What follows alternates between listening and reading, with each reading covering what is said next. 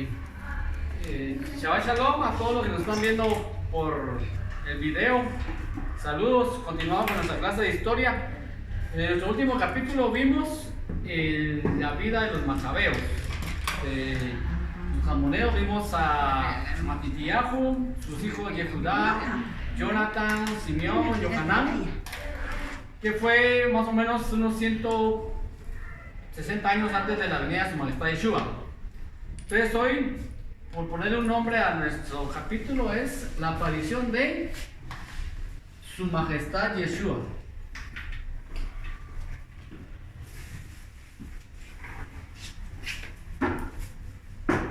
La aparición de su majestad Yeshua.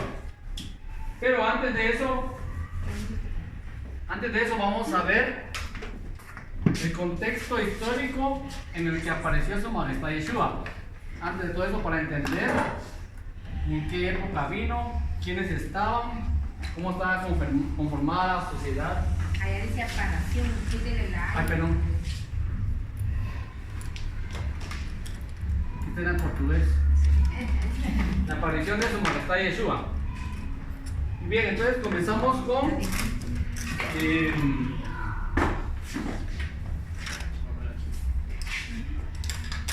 el contexto.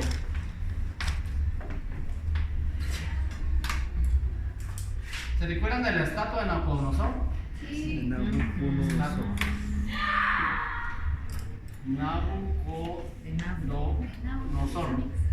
El Nabucodonosor.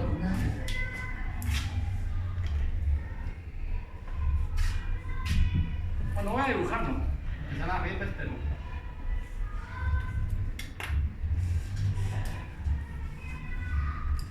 Miren de los brazos ustedes.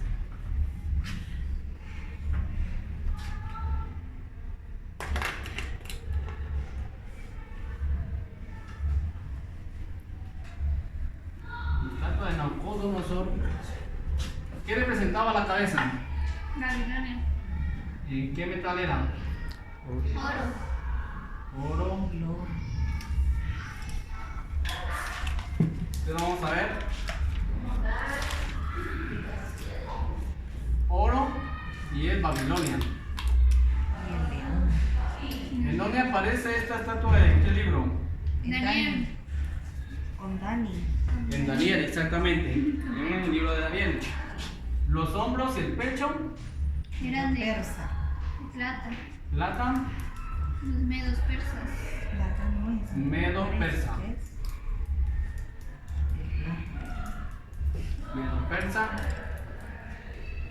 Y bueno, creo que esto no se mira bien, pero el vientre y los genitales Eran de Grecia. Bien, era Bronce. Bronce. bronce y era Grecia. Grecia. Y las piernas, De hierro. Eran de hierro. De hierro. hierro. Ay, es Roma militar. Hierro, Tenemos el 4 de mayo. presenta a Roma. Roma militar. Vamos a poner aquí militar, R con militar. Y por último, ¿quién va? Alas. Los pies de barro Los y hierro. pies de barro Hierro. mezclado con hierro. Roma religiosa. Y era Roma R, Roma religiosa. Era la bestia. Y esta semana estuve viendo unos videos que me sorprendieron. Porque, o sea, todo eso todavía sigue. Bien, entonces en el contexto de la profecía del libro de Daniel, recuerden que esta fue una estatua que vio o soñó Nabucodonosor. Y él se turbó y Daniel le descifró toda la estatua que representaba el oro, plata, bronce, hierro y barro mezclado con hierro. Y cada uno era un reino. Ya vimos a Babilonia, ya vimos los medo-persas. La semana para hace 15 días vimos a los griegos, que bendito el Eterno les dio la victoria a los macabeos, los sacó de la tierra de Judea. Y ahora vamos a ver cómo entra en escena el hierro, que es Roma militar. Entonces vamos a hablar ahorita solo de Roma. Vamos a poner aquí Hay una serie hace unos 10 años que se llamaba Roma, buenísima. Por si te gustan ahí, tal vez por allá anda. Bien. Roma. ¿Quién era Roma? Número 1, punto número 1, ya bien. Roma, sus inicios fue con Rómulo y Remo, los fundadores de Roma, Rómulo y Remo. Aquí hay una mitología, pero no lo vamos a tocar. Rómulo y Remo, e inicia con una monarquía. ¿Qué es una monarquía? Donde el rey es la ley. Exacto, donde hay un rey y la autoridad. Y eso inició aproximadamente en el año 753 antes de la era común. Ahí comenzó Roma, o sea, la civilización romana. Fundado, como digo, por Rómulo y Remo, pero fue Rómulo el primer rey de la monarquía. Luego siguió la república. Estamos hablando de la Roma militar. Sí, o sea, más que todo desde que inició. ¿Qué ves? Desde que inició cómo inició Roma, la república.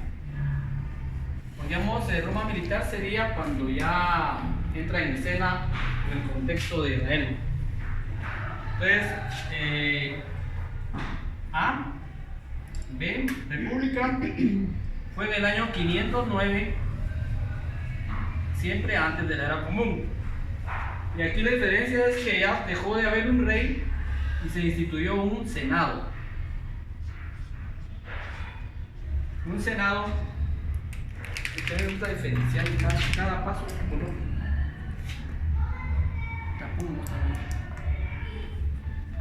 No lo pusiste donde estaba en María. Y C, aparece el imperio. El imperio romano, a partir del año 27 antes de la era común hasta el año 476 de la era común. ¿Ya? Estas fueron las 3 etapas de la civilización romana. Como tal, primero fundado por Rómulo, con tilde de la O, y Remo.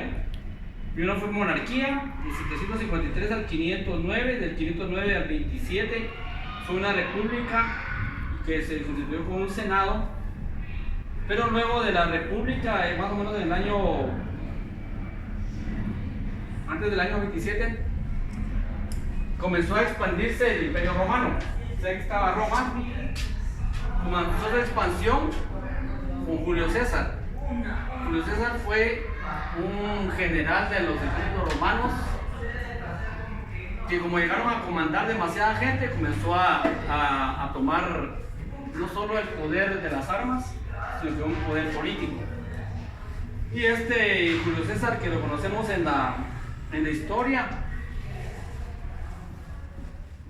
él fue el que comenzó a hacer de menos al Senado de Roma, porque el Senado era el que gobernaba toda Roma.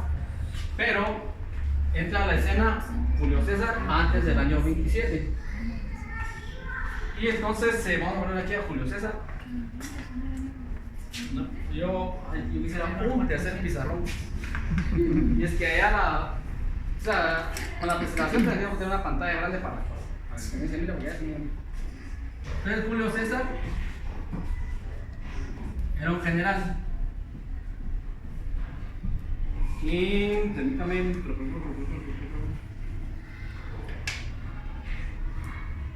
Mira, perdona, porque del 27 al 476. Pero este es antes de la era común. ¿Y el otro? Este es la era común. Después de la era común. O sea, Es antes que de el Macías. 6 lo miraba como que parte de la letra también. ¿Cuál es este? Ajá, el 6 yo lo miraba mal ahorita, pero ya entendí. No, es 476 en Aragón. Ah, ¿Ya? ok, ya. Entonces Julio César Ahora sí ya entendí. no fue un emperador. Él, digamos, conquistó la Galia, lo que ahora es Francia. Está la Galia, que podemos ver. Bien, la Galia, eso fue conquistado por Julio César. Y él, con el poder que fue adquiriendo, comenzó a digamos, prácticamente quitarle el poder al Senado. Y él se constituyó, se nombró a sí mismo, no dictador, no, perdón, emperador, sino dictador.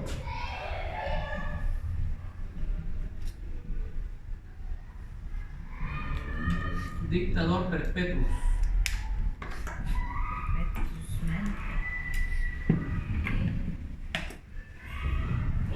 Dictador perpetuo.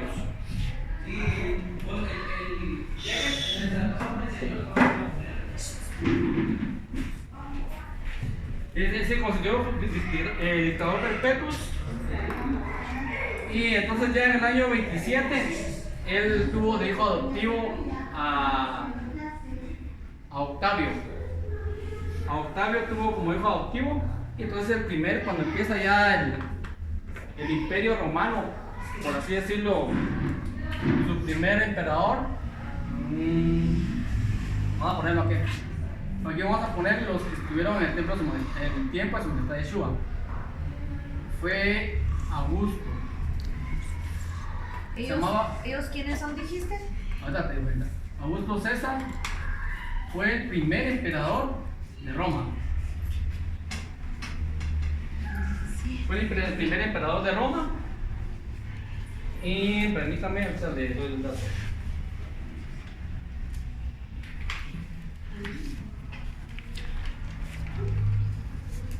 Digamos, él fue el hijo adoptivo de Julio César. Luego, cuando sube a Augusto César, porque a este Julio César en el Senado lo mataron. O sea, en el mero Senado mataron a Julio César. Y entonces, porque el Senado quiso restablecer la República nuevamente y lo restableció por pocos años. Pero luego, cuando sube Augusto César ya como emperador, él fue y mató a los que habían matado a Julio César en el Senado. O sea, los mató. Y luego también mató a dos personajes, a Marco Antonio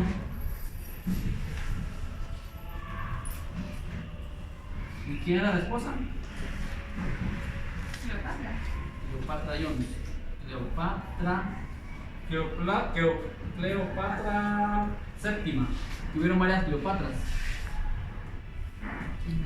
Y aquí posiblemente esta historia entre Julio César, Marco Antonio y Cleopatra, si uno revisa el capítulo 11 de Daniel, muy posiblemente está hablando de estos también, o lo que habíamos visto la vez pasada de los macabeos, acerca de Ptolomeo, que le dio a una que también se llamaba Cleopatra a Alejandro y después se la quitó. ¿Se recuerdan de eso?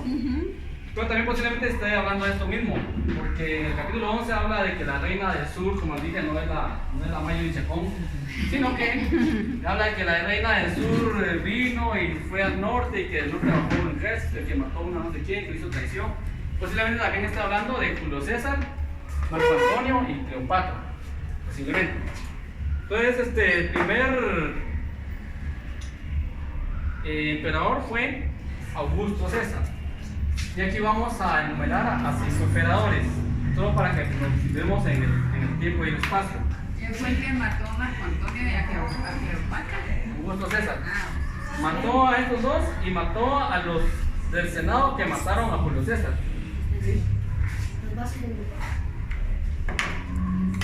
Bolsa negra allá abajo.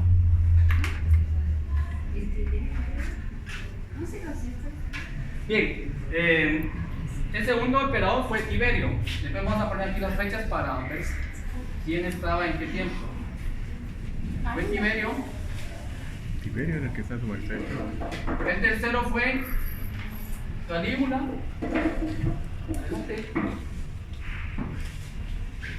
Bienvenidas. Vamos a ver. El tercero fue Calígula. ¿Recuerdan eso, ese nombrecito de Calígula? El cuarto fue Claudio.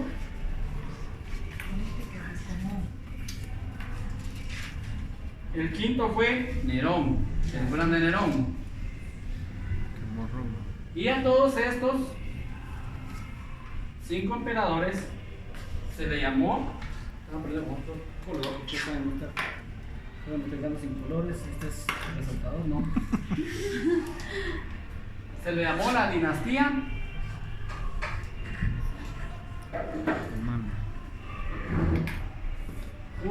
Claudia.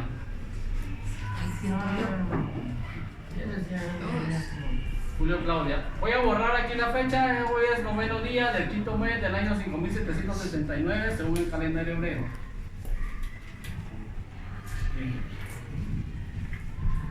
Dinastía. Así se le llaman a esto. A todo esto se le llama la dinastía Julio Claudia. Por ejemplo, está la dinastía Flavia y la dinastía Severa. O sea, abarcaban a diferentes emperadores. Si ustedes ven, el Imperio Romano comenzó en el año 27 y terminó en 476. Salud, bienvenidos. Aquí en este mapa está dibujado todo lo que abarcó el Imperio Romano. Hasta acá conquistó la Galia, luego conquistó Hispania, Britania. Y en el 476, como era tan extenso el reino, el imperio se divide en Imperio de Occidente, Romano de Occidente, y en Imperio de Oriente. Pero más que todo este comenzó, como fue su capital, Bizancio. O sea, le llamaron el Imperio Bizantino, pero fue el romano. Fue romano de Oriente al romano de Occidente. 476 desaparece el Imperio Romano de Occidente y este bizantino dura 1000 años. O sea, prácticamente toda la Edad Media. Desaparece como en 1400 algo ahí, pero casi en el año 1500 desaparece el Imperio Bizantino por la llegada del Islam, de los bárbaros y todo eso, comienzan a aparecer. Bien. ¿Tienen preguntas? Pueden hacerlas. Ahora eso.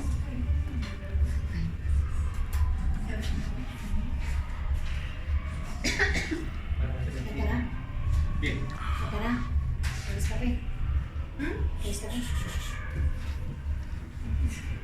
Bien.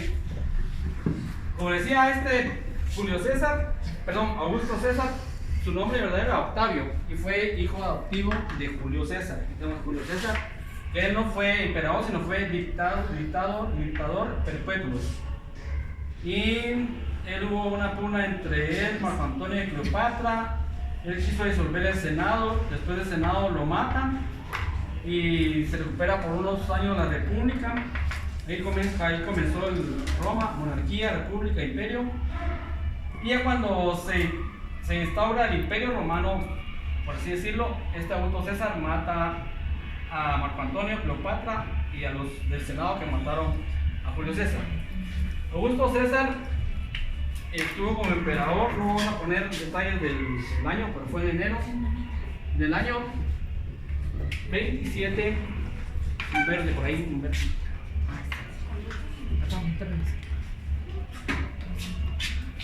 Del año 27, que fue cuando comienza el Imperio Romano, esto pone que es antes de la era común, o sea, antes de Masías. Y terminó en el año 14 de la era común. ¿Ya? No se van a confundir, como acuérdense que antes de la era común van en descenso los años: 300, 200, 100, 0 por 1. Entonces él estuvo de emperador del año 27 antes de la era común hasta el año 14. 27 Antes de la común. Entonces ahora Tiberio, él fue hijo adoptivo de Augusto César. Este estuvo del año 14, agosto del año 14, pero vamos a poner en detalle solo el año 14. El año 14, siempre de la era, aquí estamos hablando solo de la era común, hasta el año 37. Calígula fue nieto adoptivo de Tiberio. Él estuvo del año 37, era común, hasta el año 41. Este Calígula fue asesinado. 3 años. 4. Augusto César, muerte natural. Tiberio, muerte natural. Calígula fue asesinado. Luego este Claudio era tío de Calígula y él subió al poder. Estuvo del año 41, era común, hasta el año 54. de la común. Luego de ellos, este Nerón también fue hijo adoptivo de Claudio. Y él estuvo del año 54 al año 68.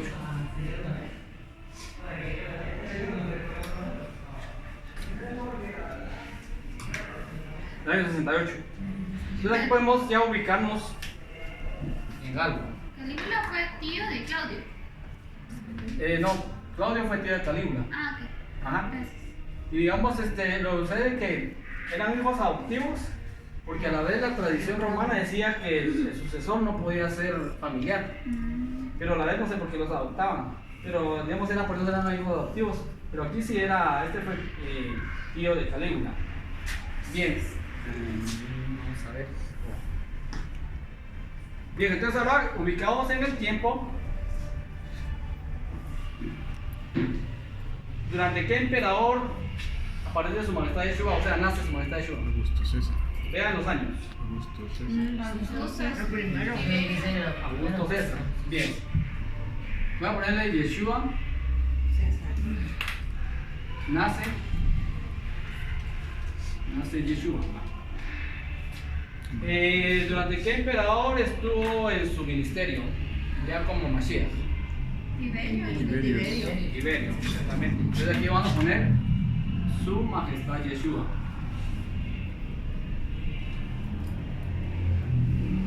Estuvo amando en esto. Ahí empieza su ministerio. Sí, porque él estuvo más o menos del año 27 al 30 en el año de su ministerio. Entonces aquí tiene que estar acá. Él nació en el año 4 antes de la era común. Entonces tiene que estar acá. Voy a poner aquí la fecha en que nace. 4 antes de la era común. Y aquí empieza su ministerio del año 27 al año 30, que es cuando es sacrificado, muere y resucita y asciende a los cielos. Entonces, de Yeshua. Bien, y aquí ya comienza la época de un apóstol que fue enviado a los gentiles. ¿Quién es? Rab Shaul. Para los que ya recibieron la clase en el tiempo, o sea, lo que es el apóstol Pablo. Rabino Shaul. O sea, este Rab Shaul, para la nueva visita, bienvenidos Dani y Samuel. Me alegra mucho tenerlos por acá. El Rab Shaul es el apóstol Pablo que menciona la Biblia. A ver, ¿con qué emperadores más estuvo Rab Shaul? Para los que se acuerdan de la historia que vimos. Claudio parece. Claudio, ¿quién más? Y la única opción que está es Nerón. Con ellos tres. No, con ellos tres estuvo Rab Shaul. ¿Saben aquí estuvo Rab Shaul?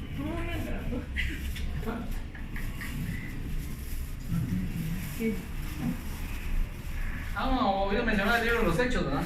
Sí. El libro de los Hechos abarca un periodo de 30 años. Del año más o menos 34 al 60 y algo, que es cuando Rab Shaul termina en una prisión domiciliaria en Italia.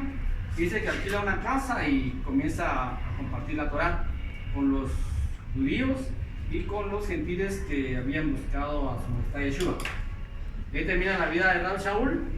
No he leído, pero dice que al fin lo mataron. Decapitado, esa es la historia. Bueno, entonces aquí murió, esta es la Y historia. antes de la destrucción del templo. ¿Perdón? Antes de la destrucción del templo. Ah, sí, antes. Antes. La destrucción del templo fue en el año 70. 70. Pero ahorita solo vamos a abarcar porque estamos este es el título de la edición de historia de aparición de su majestad Yeshua, pero queremos ver cómo es que aparece su majestad Yeshua. Vemos lo que es Roma. Bien, tenemos más, pero solo eso vamos a hablar. Vean. ¿Tiene preguntas? Pregunten con toda la confianza.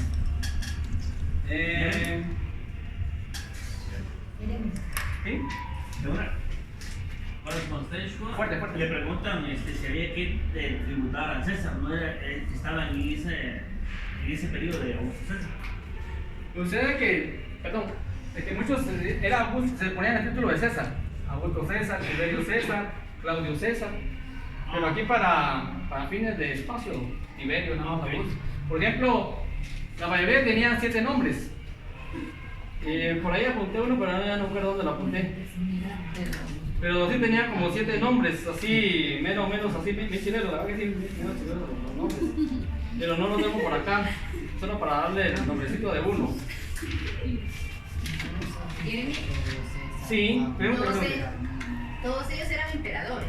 emperadores. Por ejemplo, aquí comienza en el año 27, comienza la época del Imperio Romano. Primero comenzó con la monarquía en el año 753 antes de la Era Común, y se convirtió en república donde ya hubo un senado.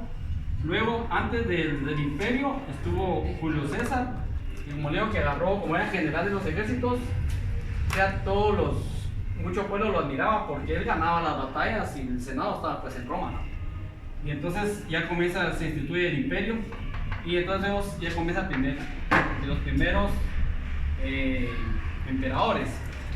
Aquí, para fines de resumen, hubieron como 84 emperadores hasta el año 476. 84 emperadores, imagínense. Bien, ¿qué me contaban sobre lo de César? Sí, porque digamos, todos se ponían, por ejemplo, ese, si no me equivoco, se llamaba Octavio, Titus, Augusto, César y como otros 3 nombres más. Todos tenían un nombre bien así, bien chilerones. Cada uno de los dos le ponen ahora. Pero sí, no tengo eso. No tengo por aquí el nombrecito, pero sí, créanme que venían sus. El Imperio Romano fue el que más tardó. ¿Y aún está? Prácticamente sí, porque No, pero digamos, militarmente. por ejemplo aquí, perdón, para los que vinieron, aquí está la estatua de Nabucodonosor que está narrada en el capítulo 2 de Daniel, cuando Nabucodonosor tiene un sueño y ve esta estatua y él se espanta, pero Daniel le cita todo, y era sobre los imperios que iban a haber. Primero fue Babilonia, Medo-Persa, Grecia, ahorita estamos en Roma militar, que es el de la M, Roma militar, que representa el hierro. Y el último, que es una transmutación de Roma militar a Roma religiosa, que es el barro mezclado con hierro. Bien, entonces, preguntas. Vamos a pasar a otro espacio. Vamos a ver.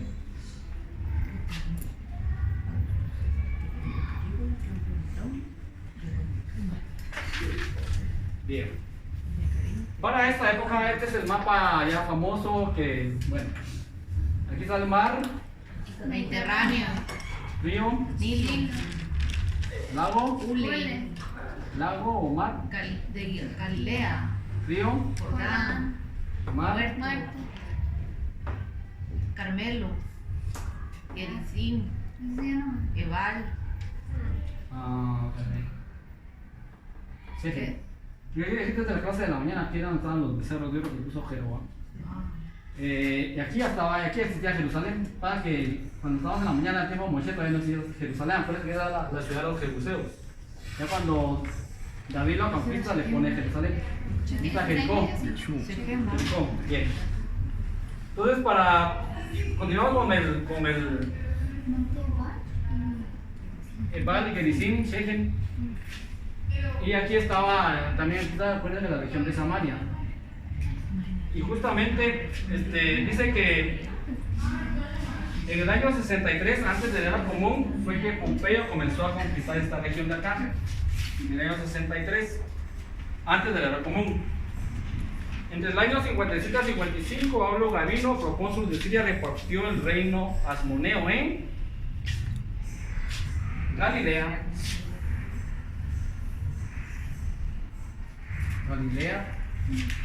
Samaria, en el centro, y Judea. También Judea. Esos son los nombres que se le da. O sea, en esos nombres tenía esa región en los tiempos de su majestad Yeshua, cuando él apareció. ¿Quién repartió eso?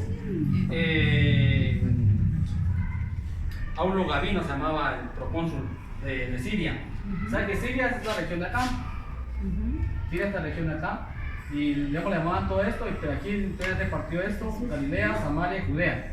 Esas eran las regiones conocidas en el tiempo de su majestad Yeshua. Ya después de aquí venía Traconite, Decápolis y todos los demás. Sebastia, aquí estaba Idumea, todo, pero para no llenar todo eso y confundirlo, mejor lo dejamos esos 3 importantes. Dice que lo dejó con 5 distritos bajo la jurisdicción de Sanedrín. Y también reprimió una revuelta a los judíos.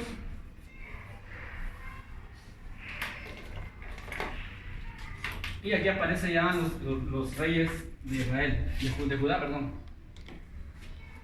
Ay, necesitamos otro pizarrón.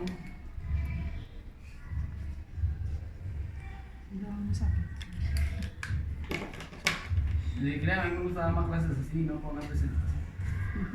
Se lee ahí nomás. Una pared Feo, de ¿no? pizarrón. Sí, vato. Sí, que lo interesante es hacer preguntas y saber que las respuestas están en el pizarrón.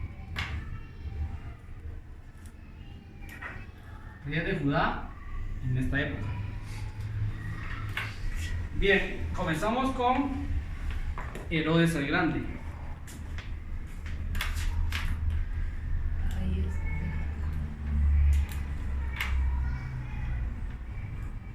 Este fue el rey Herodes el Grande.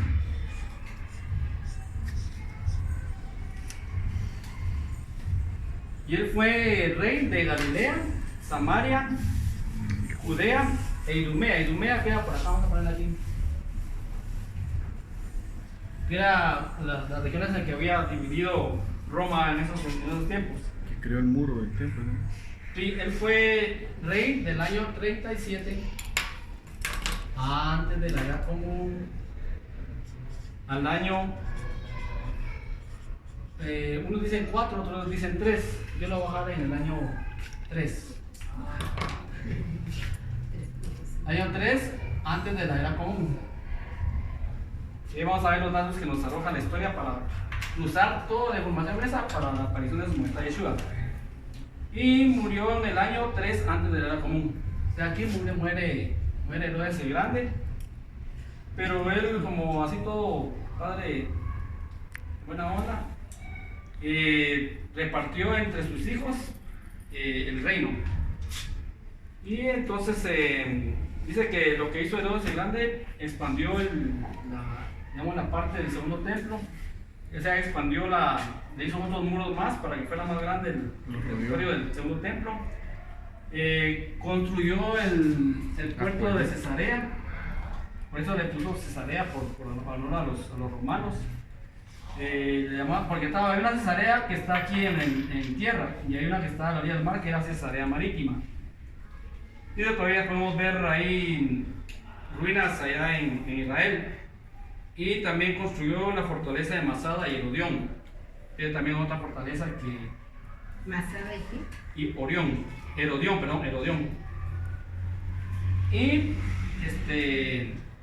algo bien importante, todo eso lo vamos a poner aquí. Vamos a poner matanza. Ordenó la matanza de los inocentes. Y vamos a concordar todas las fechas después. De los inocentes. O sea, fue cuando llegan los sabios de Babilonia o del Oriente y que le dicen que van a buscar al Mesías. Y cuando ellos dicen, sí, vayan a buscarlo, y cuando lo encuentran me dicen para ir a adorarlo, pero él lo quería ir a matar. Entonces, por sueños sabemos que dice que le dice que se vayan por otro lado, que regresen por otro lado los sabios. Y cuando él sabe eso, ordena matar a todos los menores de 2 años, parecido a lo de Moshe. Y curiosamente, si él murió aquí, concuerda que su majestad Yeshua nació el año pasado. Murió bien interesante, o sea, a mí me encanta la historia de ustedes. ¿Qué más? Mira, tengo un dato dentro de los estudios anteriores que dice, lo nombró Augusto. Sí, fue nombrado por Augusto, no, ese no es. Él como que lo confirmó como rey. Como rey de esta región. Ya. Porque incluso los sacerdotes, desde los tiempos de los macabeos, los sacerdotes ya se habían corrompido y compraban el título. O sea, no era por descendencia o por herencia de familia, sino que compraban el título. Perdón, ¡ay, calor tiene! Sí. Está un poquito más frío, pero me voy a quedar así con los niños porque mucho calor.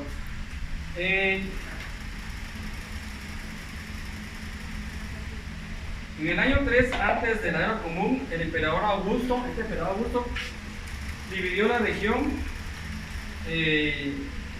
Siria romana. O sea, toda la región Siria romana. Y entonces cuando muere Herodes, asumen el poder sus hijos. Entonces está Herodes Arquelao,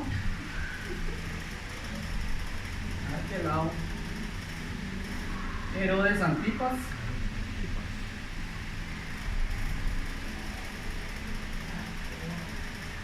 vamos a poner aquí un cheque, Herodes Filipos. O sea que Herodes era como un título igual, como César. No, ese era el nombre, solo Ese que a él sí le es decían nombre. el Herodes el Grande. Y él se llamó su papá Herodes Arquelao, y él a Herodes Antipas. Se llamaba igual que su Filipos. papá. Sí, como dicho sea de paso el anuncio, por ejemplo, Saúl de Méndez, hay Saúl Estanislao, Saúl Eduardo, Saúl Eustaquio, todos se llaman así, Saúl E. Méndez. Y la diferencia a ellos es el segundo nombre. Entonces aquí eran Herodes Arquelao, Herodes Antipas, Herodes Filipos.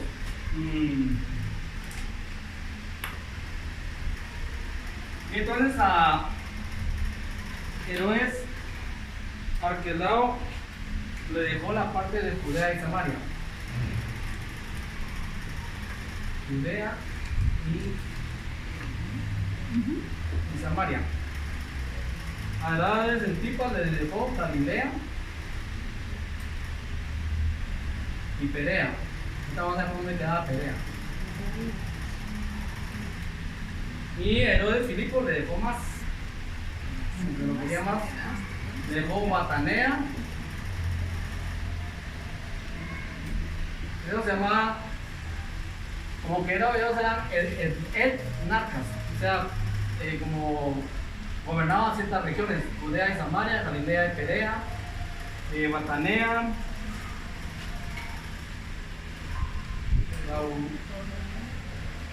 Laulanite,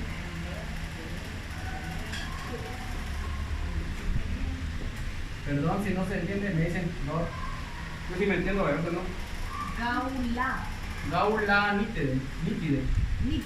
Ajá.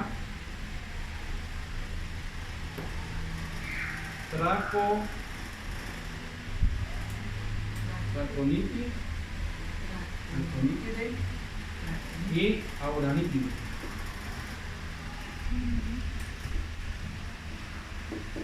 Auranítide, y para ustedes saben que muchas veces no se le hereda a las mujeres, pero dice que aquí, como él era un buen padre, se dejó a su hija Salomé.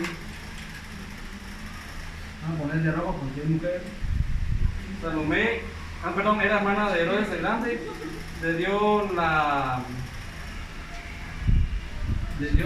parte de Yavne, que era aquí lo que es ahora Gaza. Aunque sea esto, le vamos a dejar, dijo Herodes el Grande, y esta parte de atrás se la dejó a Salomé, su hermana.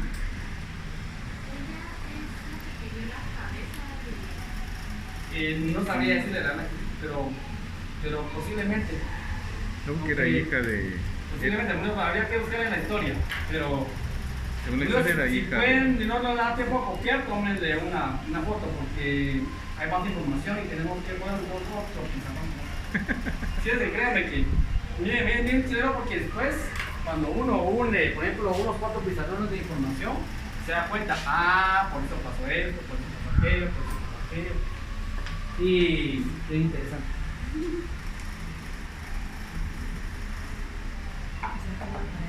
Y como le digo, porque el Cristo el Eterno me ha dado o sea, yo funciono viendo todo lo general. Así funciona mi mente. No puedo ver solo una parte así, o sea, veo todo lo general y comienzo a buscar relaciones así. Esto, con esto. Bien, solo voy a. Aquí tengo un mapa. Solo voy a poner aquí regiones. Solo lo voy a dividir porque no es mucha pintura. Por acá quedaba Perea. Aquí quedaba Decápolis, que significa 10 ciudades.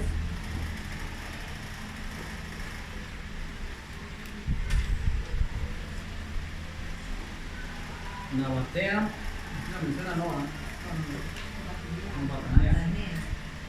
Aquí está Batanea.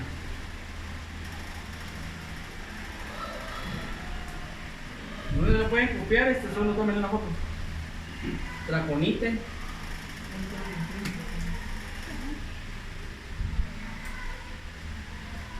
Aquí estaba Gaulonite. Voy a poner una G nada más y no vamos a llenarlos. Draconítide. Draconítide. Gaulonítide. Aquí estaba Isurea. Ahí no la menciona, ¿no? Aquí está la región de los nabateos. Esta no. Voy a poner aquí solo para que veamos cómo estaba dividido las regiones. ¿De ahí qué significa? Iturea. ¿Cómo lo vamos a hablar? Iturea. Perdón por mis letras. Abilinia, Autranítide estaba por acá también para no llenar. Pues todas esas regiones, como yo era la región sirio-romana, que Augusto César le había dado a Herodes que gobernara. Cuando él muere, lo divide entre sus hijos. Ahora fecha lo que es. ¿Qué significa? Gaulonítide. Gaulonítide. Sí, es que es para no.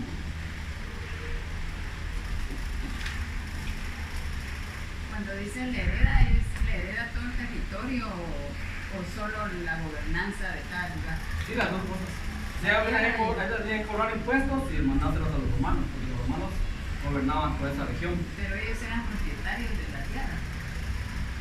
No solo gobernaban. Solo el Gobierno. Solo el gobierno. Bueno, la verdad que puede ser que sí eran propietarios, pero como digo, más que todo ellos se encargaban de gobernar estas regiones, cobrar el impuesto para ellos y para los romanos.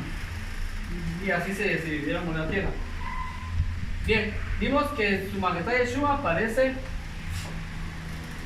con Herodes el Grande. Yo no lo puse. Punto color verde.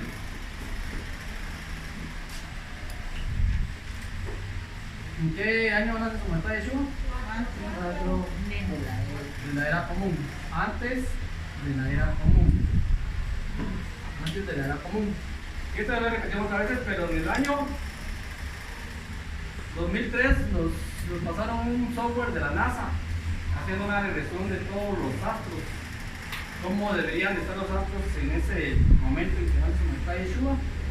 Y la NASA, como que la NASA pone que lo interesante es que el Eterno no nos da nada que no nos vaya a servir, el Eterno no desperdicia recursos. Y a menos de se le quedó la fecha en que la NASA determinó el nacimiento de su majestad Yeshua.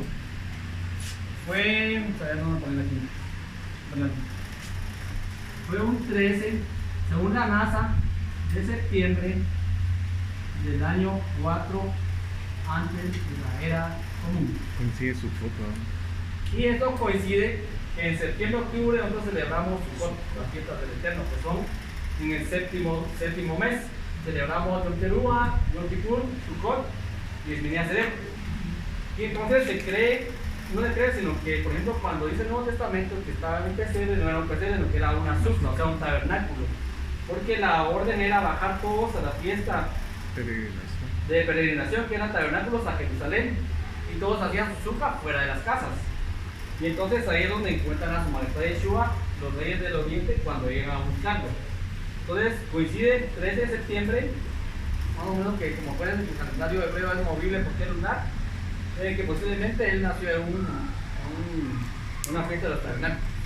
Nosotros como Casa de Israel, en la fiesta de los tabernáculos, como son 7 días, siempre hay un Shabbat, y ese Shabbat conmemoramos Yom Yeshua, o sea, celebramos la aparición de su majestad Yeshua en este mundo en el Shabbat de la fiesta de los tabernáculos. Y si vemos acá, Herodes el Grande ordenó la matanza porque los reyes magos, los reyes de Oriente, sabios, no todos cristianos ya, pero digamos, los reyes o los sabios de Oriente no regresaron a decirle dónde estaba el Mesías. Y entonces él ordena la matanza, y si él murió aquí, en el año 3 antes de la era común, concuerda en que su mensaje Yeshua nació en el año 4 antes de la era común. O sea, todo eso concuerda. Y bueno, eso lo vimos la otra vez con respecto a las 70 semanas de Daniel.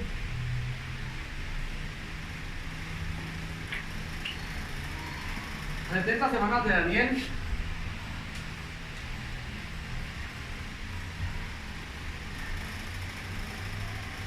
son igual a 490 años.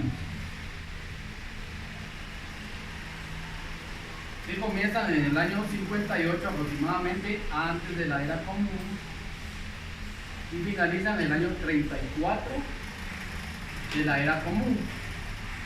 Y de aquí para acá hay 490 años. Si su majestad nació el año 4,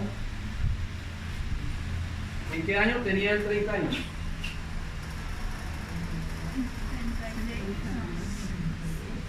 Se sale 4. ¿En qué año? Se sale 4. ¿Quién nació el año 4 antes de la era común? ¿Y qué año tenía 30 años? 34. No, restale 4. 26. 26. 27. 17 de la edad. O sea, su majestad Yeshua, mira, aquí nace el 4. Sale 4. 3, el 3 tenía, menos 3 tenía 1, 2, menos 1, más 27, 30 años. Y dice el libro que su majestad Yeshua tenía aproximadamente 30 años cuando empezó su ministerio. Ponen aquí.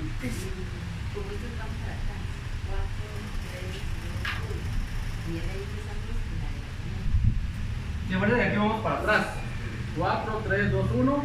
Y ahí 1, 2, 3, 4, 5, 27 hasta el año 2019 que estamos ahora.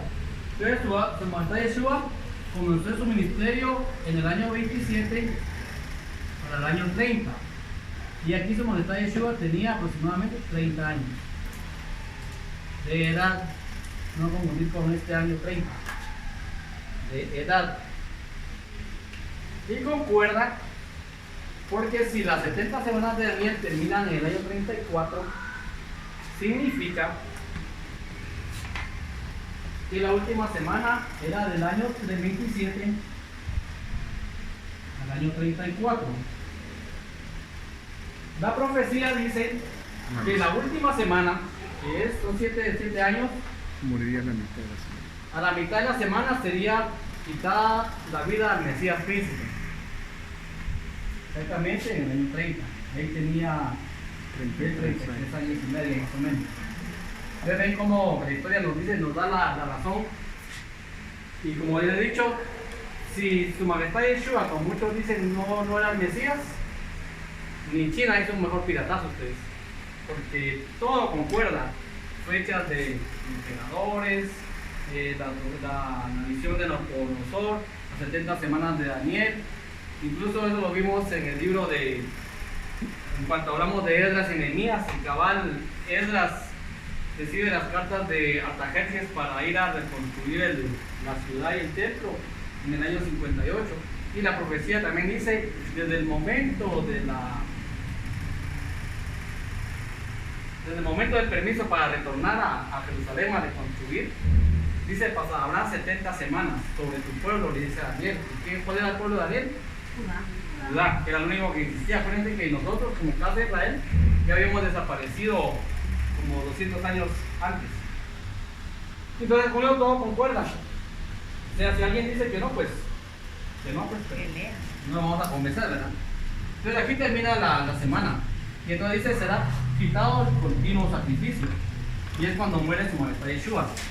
Y, pues, repitiendo, el Talmud dice que a partir del año 30, para el año 70, no se va a confundir aquí, vamos a poner otro color. El Talmud dice que para el año 70, ¿qué pasó en el año 70? Se destruyó el templo. Destruyó el templo. El Talmud dice que en Yom Kippur, como solo el sacerdote podía entrar al lugar santísimo, colgaba un hilo de color rojo a la entrada del templo para que todo el pueblo estuviera afuera viendo. Y el hilo rojo se convertía en blanco milagrosamente, y eso indicaba que el Eterno había perdonado al pueblo. Pero el Talmud, un libro judío, Dice que a partir del año 30, hasta la destrucción del templo, nunca más ese hilo rojo se convirtió en blanco. Otra señal de que su majestad Yeshua era el que había de venir. Como digo, si él no es, pues vámonos a pescar. Pero no Entonces, tendría que ser al revés, que si hubiera quedado en blanco porque ya habían sido redimidos todos los pecados. No, no, o Porque sea, la sangre es la que... pero digamos que se convertía de rojo a blanco. Yom A Kippur. partir del año 30, nunca más se volvió blanco ese hilo. Dice el Talmud.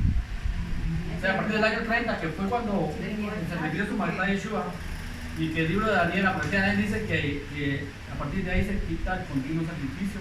Aunque físicamente dentro del templo hacían toda la liturgia de Yom Kippur, nunca más ese hilo rojo se convirtió en blanco. O sea, para el Eterno ese sacrificio que se hacía en el templo ya no era válido, porque ya su majestad Yeshua había borrado el otro.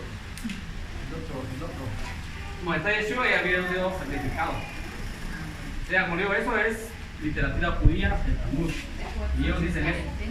Entonces, como digo, después de toda esta evidencia, si alguien dice que no, pues no, pues lo vamos a hacer. Pero como digo, aquí está la evidencia de que me falta otras dos más evidencias que voy a ver. Esa acerca de los sumos sacerdotes, otro pizarrón. Ya tocaron aquel. Ya. Va. Solo voy a dejar estos dos. No nos interesa.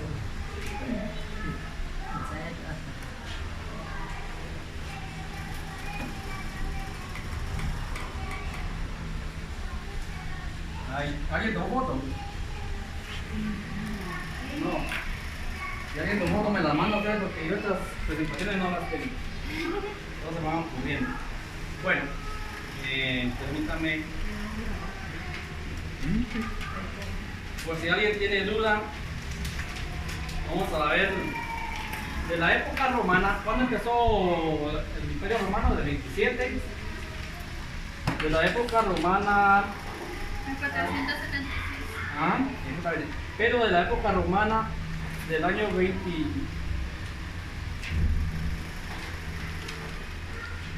Del año 36, antes de la era común.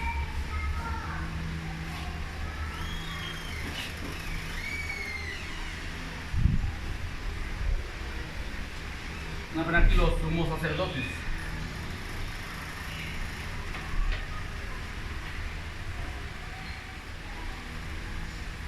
Es con esto, con seda. También se va la onda hoy. Los sumos sacerdotes del año 36 antes de la era común al año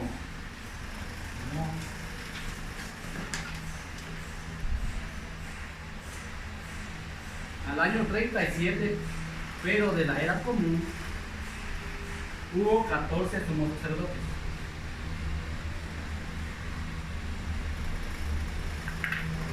Sumos sacerdotes. Entonces lo vamos a apuntar aquí a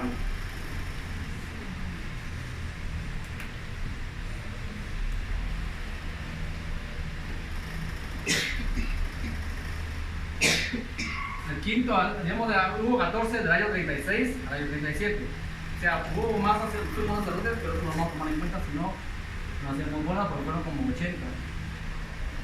Entonces, desde el año, el quinto sumo sacerdote de aquí para acá fue Joazar.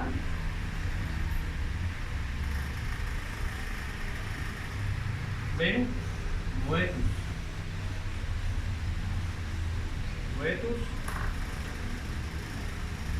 Y después fue Eleazar.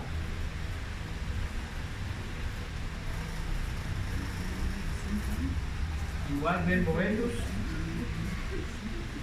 Y ahí seguimos.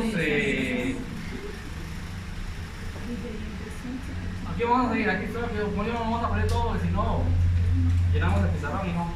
Aquí estuvo Anás.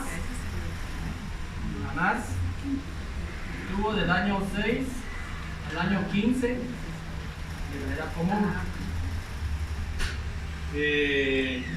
Siguieron Anás,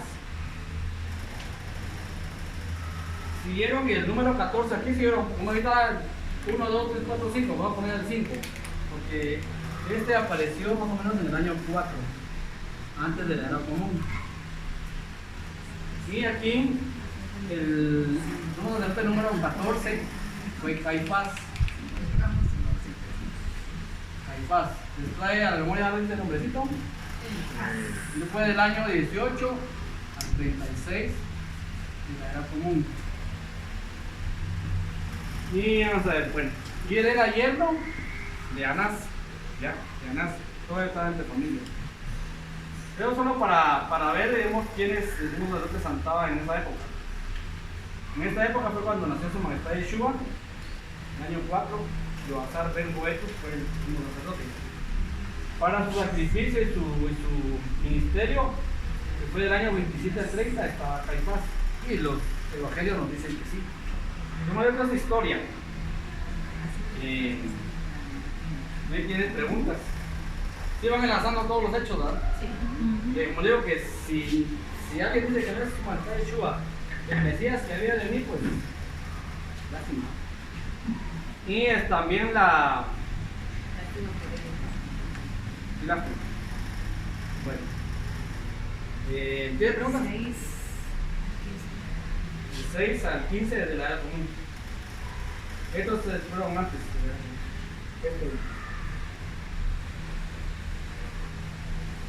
Bien, preguntas. Todavía no hemos empezado la historia de su majestad Yeshua, solo el contexto histórico. Solo la introducción. Anás y Caifás eran miembros del Sanedrín, Sí, eran miembros del en la época de Yeshua, juntos. Sí. Los que gobernaban el Sanedrín prácticamente, los que lo dirigían. Exactamente. Sí, eran como. Bueno, en esa época había un presidente y un vicepresidente. Se le llamaban Nazi. Ellos eran los que realmente negociaban con el emperador romano. En esa época se había corrompido todo lo que era sacerdocio, porque no era que el Eterno sino que era muchos compraban el sumo sacerdocio. Ahora permítanme, solo que vamos a llegar. Ahorita vamos a ver qué grupos había en la época de Yeshua. ¿Qué grupos religiosos?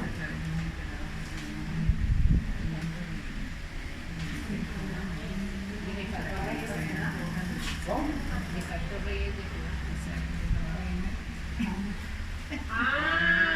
Sí, que recuerden que ahorita solo Judá está, piensan que faltan los reyes de Judá, son estos. Bueno, estamos hablando solo de la época de su majestad Yeshua, solo de la época de su majestad Yeshua.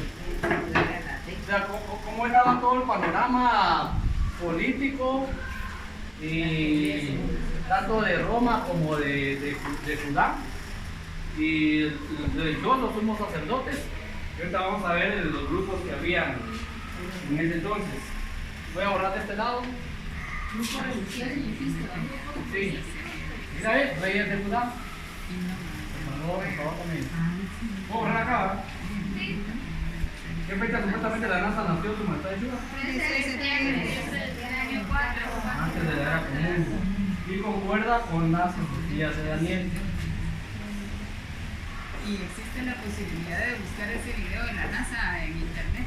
Sí, yo creo que. No, acá yo creo que cada uno de los sacarlo. Sí hay. Sí ¿Qué hay. nombre se pone? Para la Me- búsqueda. Ah. Nacimiento de antes Jesús, borrar acá. creo. O cálculo de nacimiento de Jesús, algo así. NASA. Solo antes de borrar acá, decir cuándo. Yo creo que está en inglés. Aquí, por favor. Cuando nace su majestad Yeshua estaba Herodes el Grande y quiso matarlo. Entonces, por eso, un ángel le dice a Yosef y a Miriam que vayan a Egipto y se van. Ya cuando él muere, sube estos tres al poder, solo que Herodes Antipas se queda en la parte de Galilea y Perea, que era la parte de aquí arriba. ¿Ya? Y esta de aquí.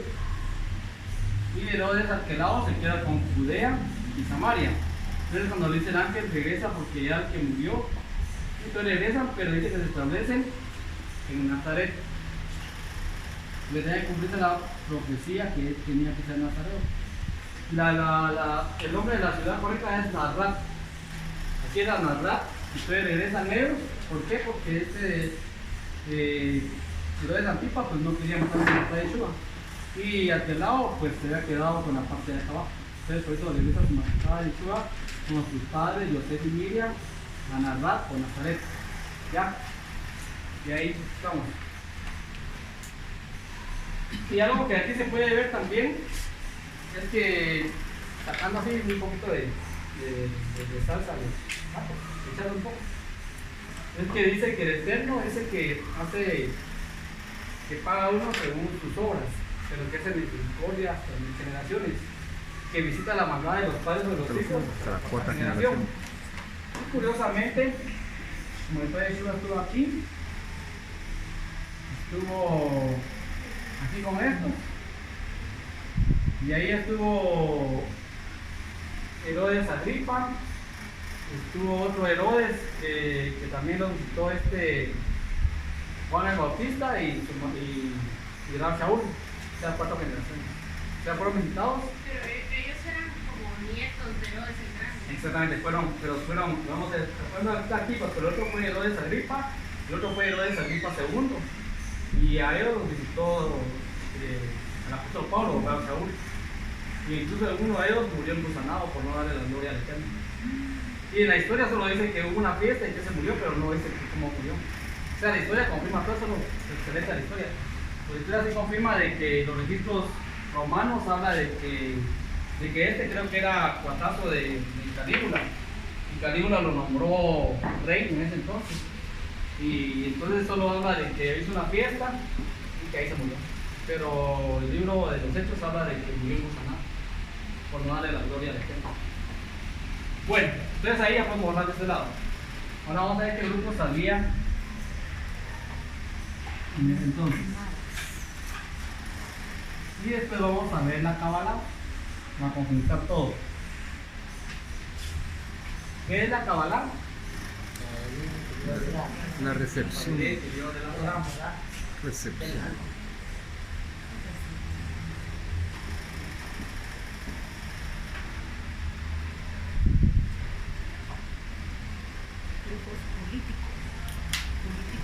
Grupos políticos religiosos. ¿Por qué? Porque ejercían también un poder político y un poder religioso.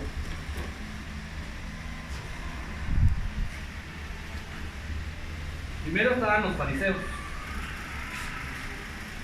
¿Quién era fariseo de fariseos? Rab Shaul.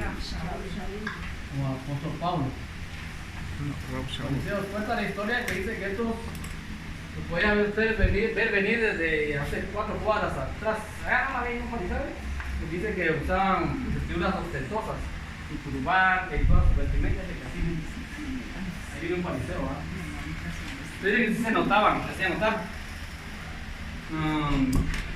Y este grupo existió hasta el segundo siglo de la era común.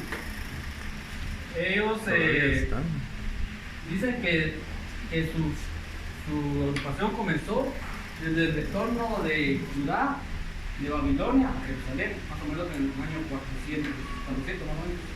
Ahí comenzó ese grupo, los fariseos. Sí, digamos, vamos a poner aquí la fecha. Y que supuestamente desapareció en el siglo II. Así que supuestamente. De la era común. Era común porque así dicen. Que todavía está. Y que se cree que fueron los precursores del hasidismo. Precursores del hasidismo. ¿Quiénes son ellos? Ustedes han visto a los judíos que se visten de negro, blanco, y con peyot y todo. Que son, y están los hasídicos ortodoxos y los ultraortodoxos. Dice que ellos lograron que sus interpretaciones fueran aceptadas por la mayoría de los judíos de su época. Ya esta es la época de Yeshua, primer siglo. Y de ellos surgió la línea rabínica ortodoxa de los doctores de la ley, de los fariseos. O sea, no lo escribo porque, o sea, lograron que sus interpretaciones acerca de la Torah fueran aceptadas por la mayoría de los judíos. Interpretaciones.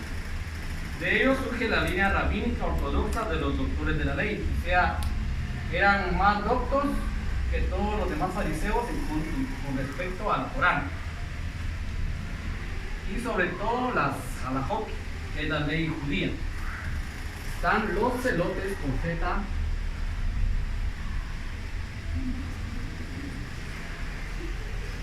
Los celotes.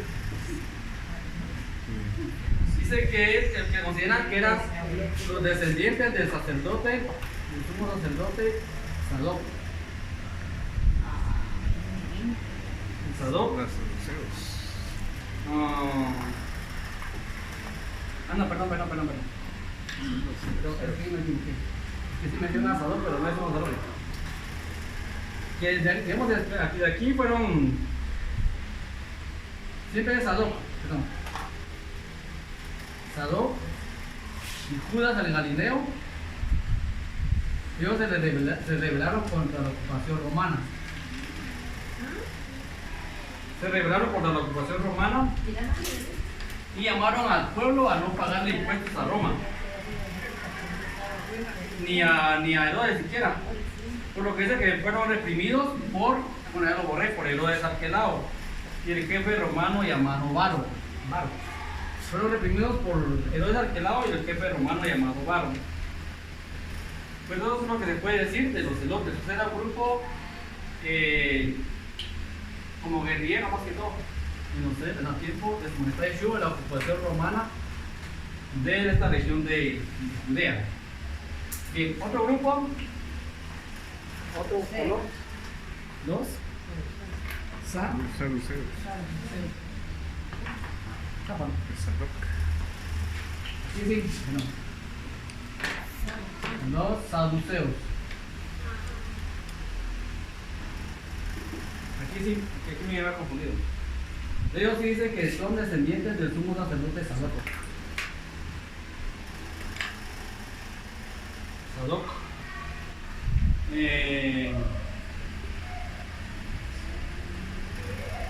Dice que surgió como un grupo político también en el siglo II.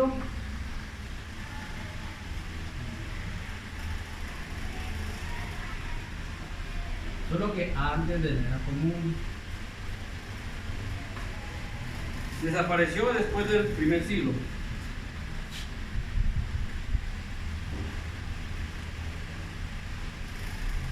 Siglo primero de la era común desaparecieron. Ahí llegó el grupo de los saduceos.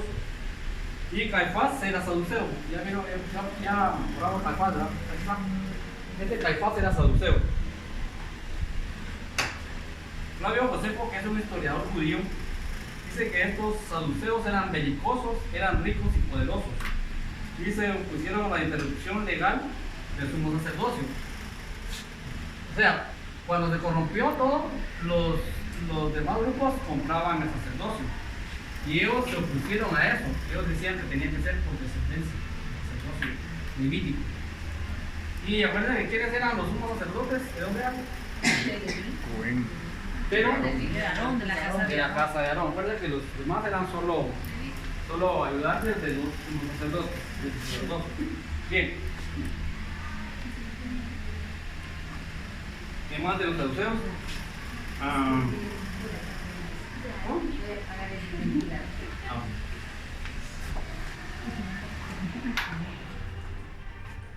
Bueno, vamos a ver. Sí, se opusieron a la interrupción del sumo sacerdocio. Cuando dice desde el año 175 antes de la era común, fue comprado por Jasón al rey Antíoco Epifanes. ¿Se acuerdan de Antíoco Epifanes? En la época de los macabeos. ¿De qué le compró? Desde esa época ellos se pusieron a eso. Porque en el año 175 antes de la era común fue comprado el sumo sacerdocio. Y Jasón le quitó el cargo a su propio hermano, que era Onías III, era un sumo sacerdote a quien lo sacó, porque le compró a Antíoco el puesto de sumo sacerdote. Bien, otro grupo son los escribas. ¿Tienen su canal? Por favor, vamos a ver. No le digo. Una guía bien resumido, pero eso pueden buscar ahí en internet, ahí están. Los escribas. Ahora, pero vamos a ver, vamos a comenzar con Jueces. Vamos a ver el libro de Jueces. Jueces, capítulo 5, 14. Para que veamos de dónde vienen los escribas. Algunos hombres de Efraín bajaron al valle y tras ellos fueron las tropas de Benjamín. De los de Maquir bajaron sus jefes y de los de Zabulón sus gobernantes. ¿Solo 14? Sí, ajá. Se dice que de los Zebulón, la tribu de Zebulón, los gobernantes, que estos ya comenzaban a ser escribas. Segundo libro de Reyes, capítulo 25, 19. No les anoto ahí nada porque... Segunda de Reyes, ¿qué? Segundo de Reyes, 25, 19. De la gente de la ciudad apresó al oficial que mandaban las tropas, a 5 hombres del servicio personal del rey que se encontraron en la ciudad, al funcionario militar que reclutaba hombres para el ejército y a 60 ciudadanos notables que estaban en la ciudad. 25-19. Sí, ajá. ¿Sí? Segundo de Crónicas.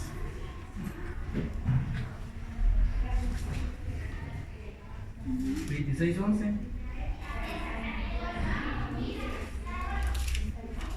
Usías disponía además de un ejército en pie de guerra que salía a campaña organizado por destacamientos, según el registro hecho por Jehiel, el cronista real, y por Maaseías,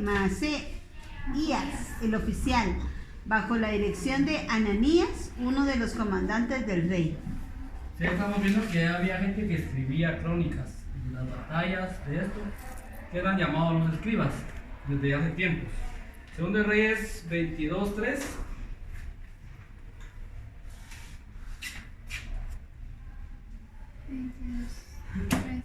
En el año 18 del reinado de Josías, el rey envió al templo del Señor a su cronista Safán, hijo de Azarías y nieto de Mesulam. Y le dijo: Primera 22:3, ya. ¿Sí? Segundo de Reyes 12, del 10 al 12. También informó Safán al rey de que el sacerdote Hilquías le había entregado un libro, y lo leyó Safán al rey. Al escuchar el rey lo que decía el libro de la ley, se rasgó la ropa, y enseguida ordenó a Hilquías, a Ahicam, hijo de Safán, a Acbor, hijo de Micaías, a Safán, el cronista, y a Asaías, oficial del rey. O sea, como los cronistas registraban todo lo que acontecía. Y vamos a ir viendo cómo estos escribas comienzan a asumir al sacerdocio también, o sea, el sacerdocio pasaban a ser escribas. Ya leímos Segundo de Reyes 12, 10 al 12 ya. Jeremías 36, 32. Entonces Jeremías tomó otro rollo y se lo dio a Baruch, su secretario, quien escribió todo lo que Jeremías le dictó, es decir, todo lo que estaba escrito en el rollo que el rey Joaquín había quemado. Jeremías añadió además muchas otras cosas parecidas. Incluso entre los libros que vimos la vez pasada, solo así mencionaditos, estaba el libro de Baruch, que era secretario de Jeremías. Él escribió muchas cosas que el profeta Jeremías le decía. Y Esdras 7, del 1 al 6. Esdras 7. Tiempo después, durante el reinado de Artajerjes, rey de Persia, hubo un hombre llamado Esdras, descendiente en línea directa de Seraías, Azarías, Hilquías, Salum, Sadoc y Ahitub, Amarías, Azarías y Merayot, Serarías, Uzí, Buquí, Abisuá, Fines, Eleazar y Aarón, el primer sacerdote. Este Esdras era un maestro instruido en la ley que el Señor, el Elohim de Israel, había dado por medio de Moshe, y contaba con la ayuda del Señor, así que el rey Artajerjes le concedió todo lo que él pidió. De esta manera, Esdras regresó a Babilonia. Ahí enlazamos lo que dijimos en el año 58, cuando eran las 30 semanas de Daniel. Enlazamos eso, pero lo que importante ahí que habla de que Esdras era sacerdote. Y regularmente, digamos, los escribas eran sacerdotes.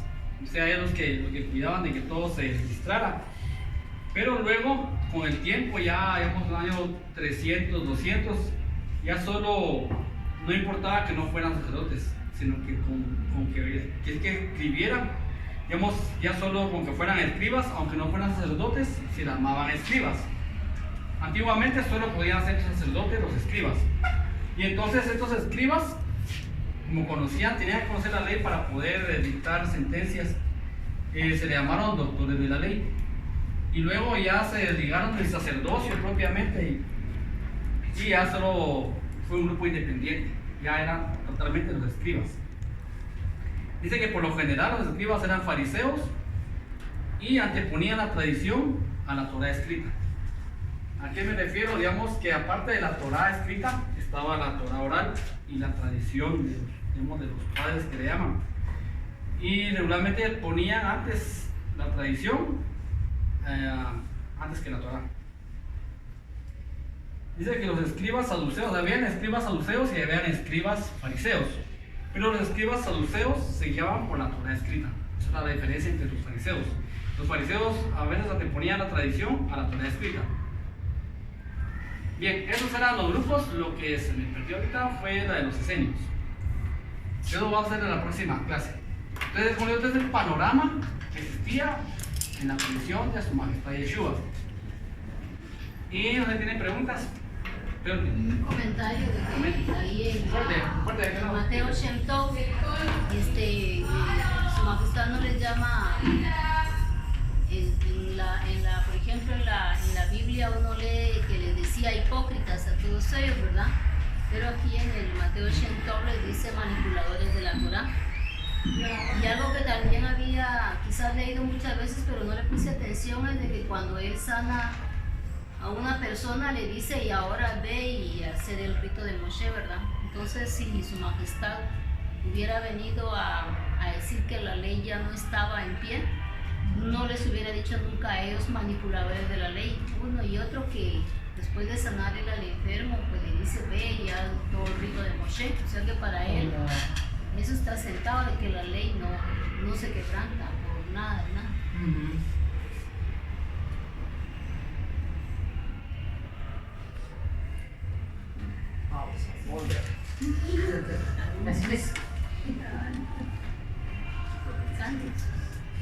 Disculpen.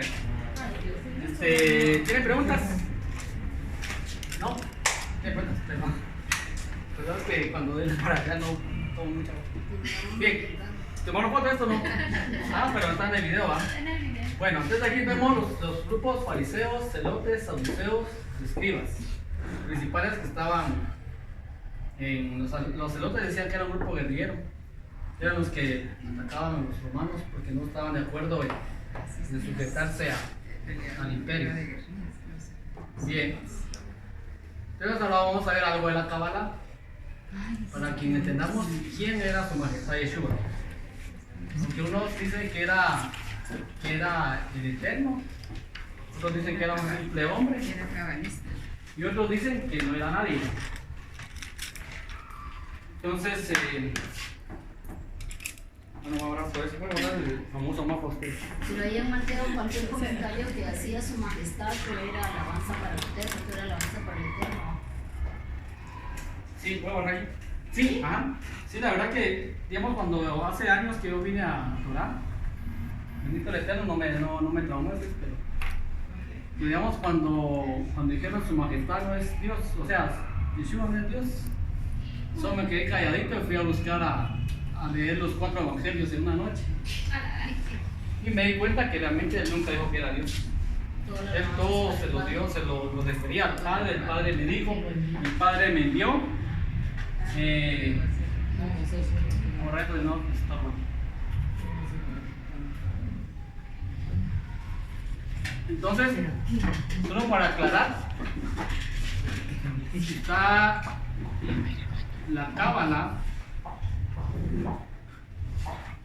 y está con negro la Cábala.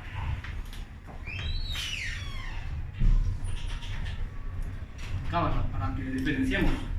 Porque hay gente que se asusta de que, uy, la Cábala.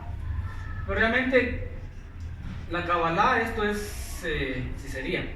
¿A qué me refiero? Esto es tener conocimiento del mundo espiritual, manejarlo, pero sin sujetarme al Eterno. Sí. O sea, alejado de la Torá y completamente desvirtuado. Ahí andan un montón de famosos del cine que, ay, yo soy cabalista. Pero la Kabbalah, con K y con tilde A, es la sabiduría interior de la Torá. Esto es, debemos manejar el mundo espiritual sin sujetarme al Eterno. Simetrismo. Sabiduría interior de la Torá. Esto es la Kabbalah. Y Kabbalah, entonces, sin sujetarme al Eterno, es simplemente hechicería. Y si funciona, pues, porque por algo le dicen los brujos, se le fue su marido, yo se lo traigo, le hago el trabajo y si no se besa, le devuelvo el dinero. O sea, así funciona, pues. Funciona, solo que eso es sin sujetarse al Eterno. Y el gran ejemplo que tenemos que es cuando Moshe va a hablar con Paró y le dice que deje libre al pueblo y él no quiere, entonces Aarón tira la vara y se convierte en serpiente. Pero los magos que estaban ahí de Faraón también hacen lo mismo. Tiran una vara y también se convierte en serpiente. Entonces la pregunta es, ¿los dos eran del Eterno o los dos eran hechiceros? No, la diferencia es que la vara de Aarón la tira para poder rescatar al pueblo y sacarlo de la esclavitud. Y la vara de los magos de Paró era para dejar al pueblo de la esclavitud. Eso era hechicería. O sea, no se sujetaba a la voluntad del Eterno.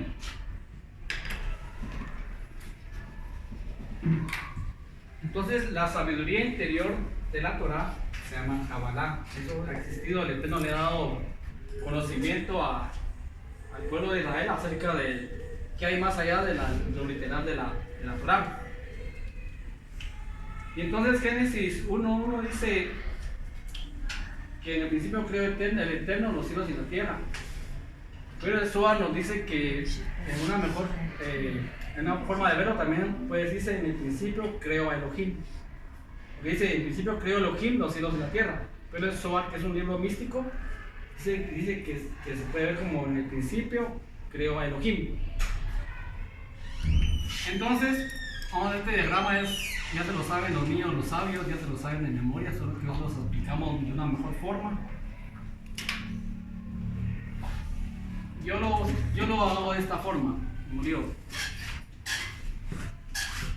Este es de la Atzmut. Atzmut. ¿Qué significa Atzmut? La esencia, las esencias. La esencia. Viene la esencia y decide emanar de él una energía.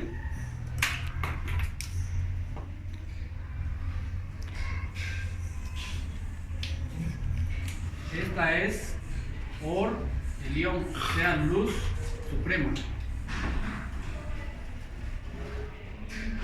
Or Elión. Y a esta energía que él crea se le llama Ein Sof. Es igual a luz infinita. Infinito.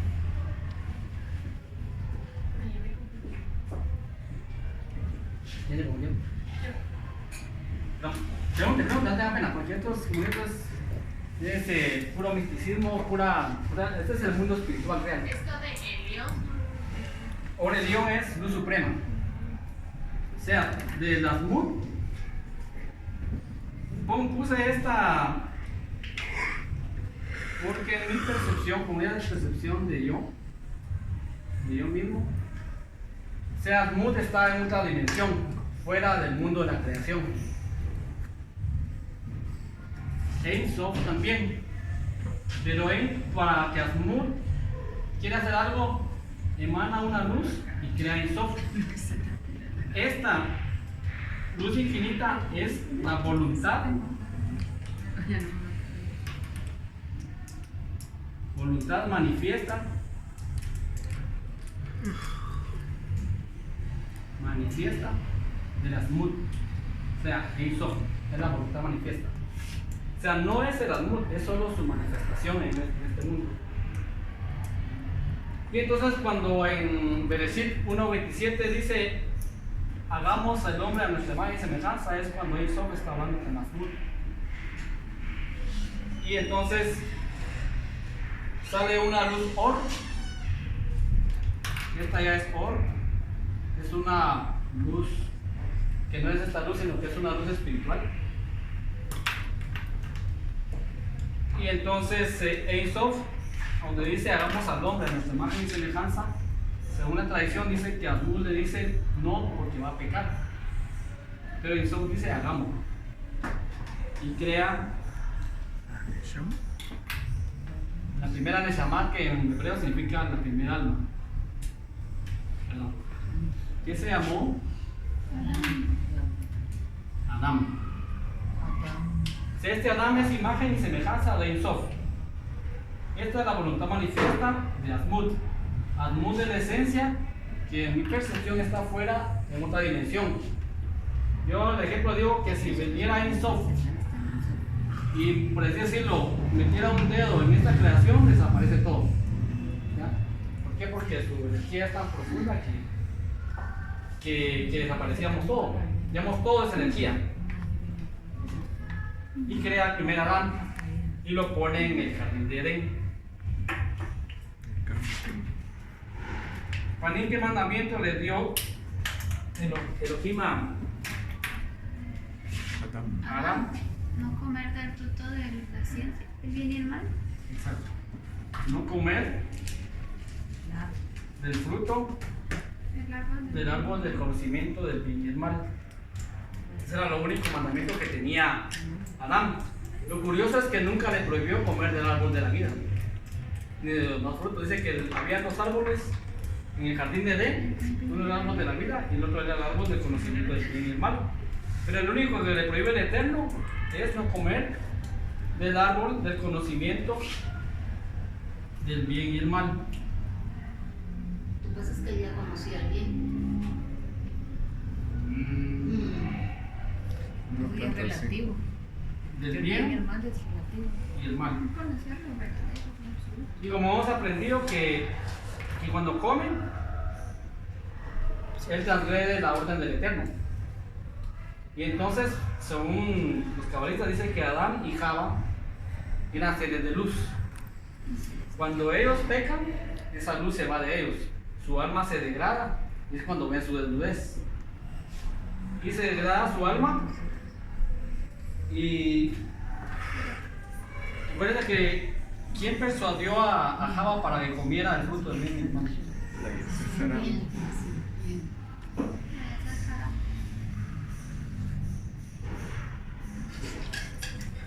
No es gran chilera, pero fue la serpiente. ¿Qué dirían que era cascabel? Fue la serpiente la que persuadió. Y se conoce a esta serpiente como la inclinación al mal. O sea, Adán y Java no tenían una inclinación al mal en el jardín de Edén, Excepto. pero tenían voluntad propia, libre albedrío. Ellos podían decidir pecar o no pecar. Y lo interesante es que cuando el Eterno se da cuenta que busca a Adán, no es que no lo había visto, pues, pero le dice: ¿dónde estás, Adán? Y Adán le dice: tuve miedo y me escondí porque estaba desnudo. El Eterno le dice: ¿quién te dijo que estaba desnudo? Y él le dice: la mujer que me diste, dijo Adán, echando la culpa a Java, me dio el fruto del conocimiento del bien y el mal y yo comí. Y hay un interesante, bien interesante, hay un video de Rabino que habla acerca de la responsabilidad de la mujer. Porque el Eterno le pregunta a Java: ¿qué hiciste? Le dice: la serpiente me dijo, me engañó y yo comí. O sea, no dijo: la luz que mira, la serpiente me tonteó. No, que aceptó su responsabilidad y dijo: la serpiente me engañó y yo comí. En cambio, los hombres representados en Adán evatimos la responsabilidad. A mí aquí me dijo, ¿qué me dijo? ¿No? Entonces, un día hay una enseñanza que pueden verlo en un video, ahí busquen el video de Rabino muy excelente acerca del matrimonio y todo eso, de la responsabilidad de la mujer. Y entonces se degradan, son expulsados del Gan Edén, o sea, del jardín de Edén. Gan es jardín, son expulsados y entonces este Adán pasa a ser Adán, pero ya con una inclinación al mal y una inclinación al bien. Y esta es la primera Neshama, o sea, alma que Eisov crea. Y como, ¿cómo se llamaba la esposa de Adán? Java. Y la sentencia fue: reproduzcanse, cada quien se reproduzca según su género. Y de ahí venimos todos nosotros, toda la humanidad. Toda la humanidad traemos ese ADN, la inclinación al mal. Nosotros no tenemos que hacer ningún esfuerzo por ser malvados. Natural. De veras, no es un esfuerzo, solo que nos hagan así, nos empujan un poquito y ahí vamos, pues, de boca. Así que solitos nos empujan. Y a veces ni nos empujan, lo que simplemente solo nos tiramos al agua. Entonces, toda esa naturaleza divina que tenía Adán se degeneró. Y de ahí venimos toda la humanidad, la unión natural y sexual de Adán y Java. Ahí nos reproducimos. Entonces tenemos ese Adán de inclinación al bien e inclinación al mal. Luego el Eterno, pues pasaron los años y vimos que el pueblo fue esclavo. Estuvo Abraham, Isaac, estuvo Noah. Ya en el tiempo de Noah ya la humanidad era malvada. Desaparece de la tierra todos los malvados, eso lo deja a Noah, a sus 3 hijos y a sus esposas en el arca de Noah. Y bajan 8 personas después del diluvio. Pero el mismo Eterno dice: he visto que el corazón del hombre desde su juventud es continuo buscando. O sea, el mal. O sea, somos inclinados al mal desde nuestra juventud. Como digo, ni siquiera necesitamos que nos empujen, solo otros nos tiramos y nos perdemos. Y esto se debe a que está la luz positiva y las tinieblas. Las tinieblas es luz negativa, pero las tinieblas son atractivas porque hay luz, porque no son, aparte está la oscuridad, aparte de la oscuridad completa. Y entonces el Eterno pues pasó el diluvio y seguimos yéndonos para el monte. Aparece Abraham, Isaac, Jacob, sus 12 hijos. Dentro de ellos está Yosef. El pueblo fue esclavo, bajó a Egipto debido a la hambruna. Y entonces ahí fueron esclavos durante 210 años. Y cuando llega Moshe a rescatarlos, el Eterno los lleva por acá, los lleva al monte Sinai para darles una Torá. Es la Torá escrita. O sea, la constitución del pueblo de Israel es la Torá. El Eterno dice: si ustedes quieren ser mi pueblo, vivan de esta forma. Sean santos, ser apartados. Si tienen preguntas, pregunten. Porque esto es bien abstracto. Pregunten con confianza.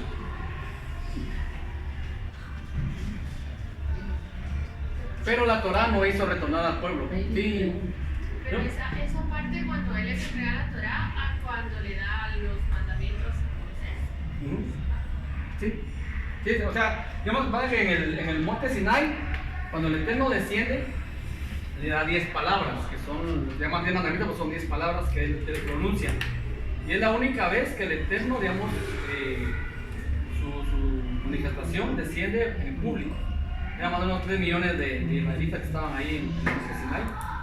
O sea que ellos dicen que vieron las voces, no las escucharon, que vieron. O sea, imagínense que era temprano, pero se oscureció todo,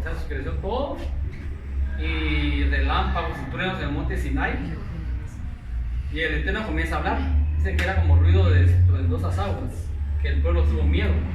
Entonces le dijo a Moshe: ve tú, le dice, porque no sea que muramos si seguimos escuchando al Eterno. Y ahí se convierte Moshe en un mediador entre el pueblo y el Eterno. Entonces esas 10 palabras, después Moshe sube al monte Sinai y ya le da escritas las tablas y la Torá. Pero digamos, pero la Torá no hizo retornar al pueblo al Eterno, sino que nos seguimos corrompiendo. Mandó profetas y todos los que ustedes, el contenido de la Tanaj es todo el Antiguo Testamento que le llaman ahora. Pero los primeros 5 libros de la Biblia es la Torá. Solo con esos 5 libros podríamos vivir tranquilos si los obedeciéramos literalmente, sin entrar a profundidades que la Kabbalah ni nada de eso. Pero como somos inclinados al mal, no hacemos caso. Porque personas como Abraham, Isaac y Jacob, ellos se mantuvieron sin una Torah escrita, pero ya conocían los mandamientos. En cambio ahora ponen ahí el cigarrillo, produce cáncer. Si ustedes producen cáncer, ¿verdad? Y o sea, escrito pues. Sin embargo, el entendimiento y el nivel de espiritualidad de Abraham, Isaac y Jacob, que son los 3 patriarcas, era tan grande que ellos necesitaban que les dijeran, todo decir, hacer esto, esto hay que hacerlo. Sin embargo, y después vienen los profetas, que lo que hacen es decirle al pueblo, regresen a la Torah. O sea, no se inventaron otra cosa los profetas más que decirle, vuelvan a la Torah. Vuelvan a la Torah. Pero no, o sea, no hicimos caso. Y aquí se da 600 años antes de su majestad Yeshua, el Eterno divide el reino de Israel en 2. La casa de Israel en el norte y la casa de Judá en el sur. Y nosotros como casa de Israel, nuestro rey Jeroboam, pensando que las 10 tribus que estaban aquí arriba iban a bajar a Jerusalén a celebrar las fiestas porque ahí era el lugar de celebrarlas, dijeron estos cuando bajen a Jerusalén se van a quedar aquí y yo voy a perder a mis 10 tribus. Entonces Jeroboam hace que hagan 2 becerros de oro, ponen uno en Betel y otro en la región de Dan. Como entonces no era hasta la división, solo era casa de Israel en el norte y capital Samaria y Judá en Jerusalén, capital. Y nosotros como casa de Israel nos perdimos porque le hicimos caso a Jeroboam de no bajar a Jerusalén a celebrar las fiestas, que era el templo que está en Jerusalén, que era la única conexión entre el templo y el pueblo. Fuera de eso no había otra conexión. Y nosotros como casa de Israel no hicimos caso, nos mandaron profetas. Y no hicimos caso, entonces total el Eterno se nos lleva cautivos como el rey de Asiria. Y nos perdimos, por eso nos llamamos las 10 tribus perdidas hacia Israel. O sea, no entendimos. Judá se quedó, pero si leemos a los profetas, dice que Judá hizo lo mismo que su hermana, la indomable casa de Israel, dicen los profetas. Y se corrompió también Judá. Y entonces dentro de la tradición judía siempre han esperado al Mesías. Y la tradición dice que el Mesías vendría en una generación en parte del pueblo de Israel totalmente justa, vendría como Mashiach ben David. ¿Cómo voy a borrar acá?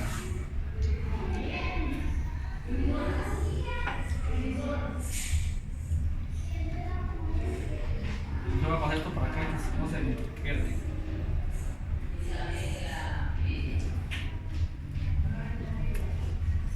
Tenemos toda la humanidad con esa inclinación al mal. Java significa madre de todos los vivientes. Y entonces la tradición decía que si la generación era totalmente justa en esos momentos, cuando viniera el Mesías, iba a ser como el Mesías ben David, sea hijo de David. Pero si la generación en que apareciera era totalmente malvada, iba a ser el Mesías ben Yosef, en alusión a Yosef, el que fue vendido por los hermanos a Egipto y gobernó el país de Egipto. Entonces, como el Eterno vio que no retornábamos ni Judá y la casa de Israel menos, porque estábamos perdidos en el Seol desde el año más o menos 700 antes de la aparición de Mashiach. Entonces, lo que hace el Eterno a través de Isof, crea la segunda Neshama. Pero ya no lo puso en el Edén.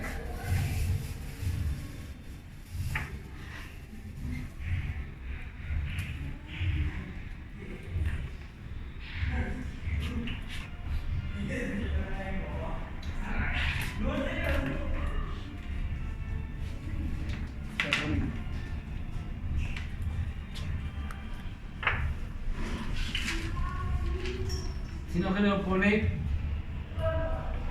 dice que bajó hasta lo más profundo de la tierra. No significa que bajó al infierno, sino que bajó. Si Adán fue puesto en el gran Edén, su majestad Yeshua fue puesto en una generación totalmente malvada. Y aquí surge su majestad Yeshua. El Eterno solo ha creado dos Neshamot. La primera es Adán y el segundo es su majestad Yeshua. Y su majestad Yeshua fue probado igual que Adán. Pero su majestad Yeshua no Sucumbió. sí, no pecó.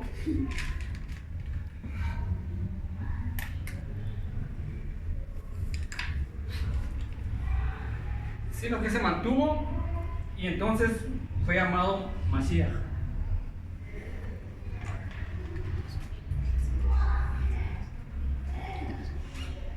Y entonces él retorna todo lo que se le fue dado, lo retorna y se unifica con el Ein Sof. Y entonces todo lo que era Ein Sof pasa a ser su majestad Yeshua. Por eso es que después él comienza a hablar de una persistencia y dice: Padre, dame la gloria que tuve antes. Porque al hacerse Ejad o unificarse o fusionarse con el Ein Sof, él comienza a ser atemporal fuera de este mundo. Así como el Ein Sof es atemporal, o sea, aquí no hay tiempo ni espacio. Aquí ya en el mundo de Adán y nuestro hay tiempo y espacio, hay infinito, en cambio aquí la luz infinita. Entonces, su majestad Yeshua es nombrado Mashiach, que significa ungido, y él se fusiona con Ein Sof. Y cuando se fusiona con Ein Sof, él cumplió lo que tenía que haber cumplido Adán. Sin embargo, él dice: yo debo de morir, porque si la semilla no cae a tierra, dice, no va a dar fruto. Y uno dice: pero ¿por qué tiene que dar fruto? Entonces, ¿por qué? Porque él quería reproducirse en estos seres humanos que somos nosotros, que tenemos el ADN de Adán, inclinación al mal. Y entonces, si leemos en los evangelios, él dice: a mí nadie me quita la vida, dice, yo la doy. Y entonces él es sacrificado y su majestad Yeshua muere, da su vida. Y él dijo: yo no vengo a buscar sino las ovejas perdidas de la casa de Israel. ¿Por qué? En el tiempo que aparece su majestad Yeshua, si los judíos lo hubieran reconocido como Mesías, ahí comienza la era mesiánica. Pero, ¿cuántas tribus conforman el pueblo de Israel? 12. Y aquí habían solo 3. O sea, con los levitas que no cuentan, son 13. Pero aquí solo estaban los levitas. ¿Quién más? Benjamín y la Beniamín, la tribu de Beniamín y Judá. Por eso el Eterno desde el profeta Isaías dijo que cuando el Mesías viniera iba a cegarlos, les iba a poner un velo espiritual para que no lo reconocieran. Dice: háblales pero que no entiendan, enséñales pero que no vean, porque no sea que se arrepientan y los perdone. Y si él los perdona, aquí se inicia la era mesiánica y la casa de Israel y se hubiera quedado en el Seol. Entonces, por eso el Eterno, su majestad Yeshua, su sacrificio es por nosotros.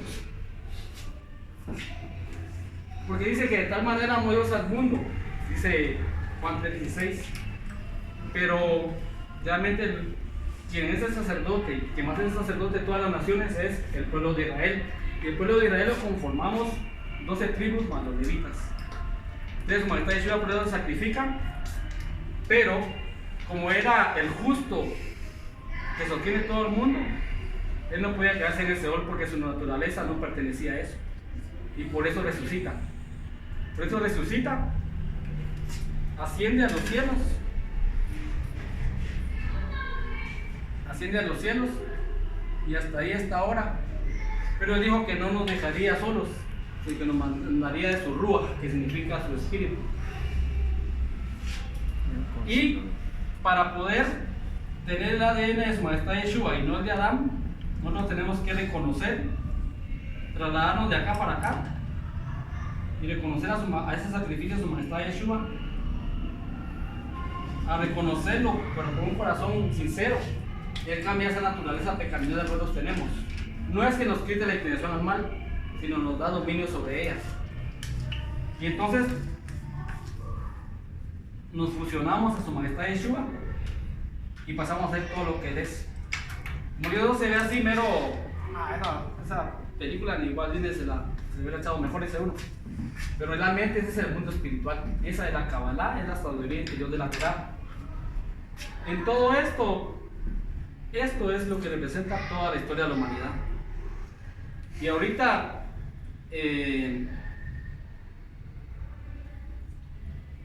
lo que nosotros debemos hacer es reconocer el sacrificio de su majestad Yeshua para que Él cambie ese ADN espiritual que tenemos heredado de Adán y Java, y fusionarnos con Él y ser lo que Él es.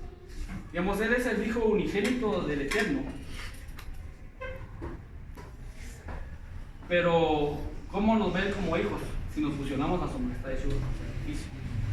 El Zohar dice que un justo es el que sostiene todo el universo, que es una columna. Mientras más personas reconozcamos ese sacrificio y de qué se trata todo el plan del Eterno, dice que esta columna se fortalece. Pero si creemos que estamos con su majestad Yeshua, pero pecamos, esta columna se debilita, que es el justo que sostiene todo el mundo, su majestad Yeshua. Y también menciona el mismo Zohar de que el Mesías, si por ejemplo digamos yo peco, yo merezco digamos el 100% de castigo, pero el Eterno solo me manda un 10 y el otro 90 le cae sobre el Mesías. Por eso hay la importancia de nosotros tenemos que mantenernos justos, porque el Mesías no es solo qué bueno que vino, murió y se fue para arriba, no, sino que Él ahora en vez del templo de Jerusalén, Él es la conexión entre el Eterno, porque Él está acá aquí en el sofá, entre el Eterno y nosotros, Él es la conexión. O sea, esa es la importancia de su venida. Históricamente, pues lo vamos a ver qué fue lo que Él hizo, pero todo esto está amarrado espiritualmente y es algo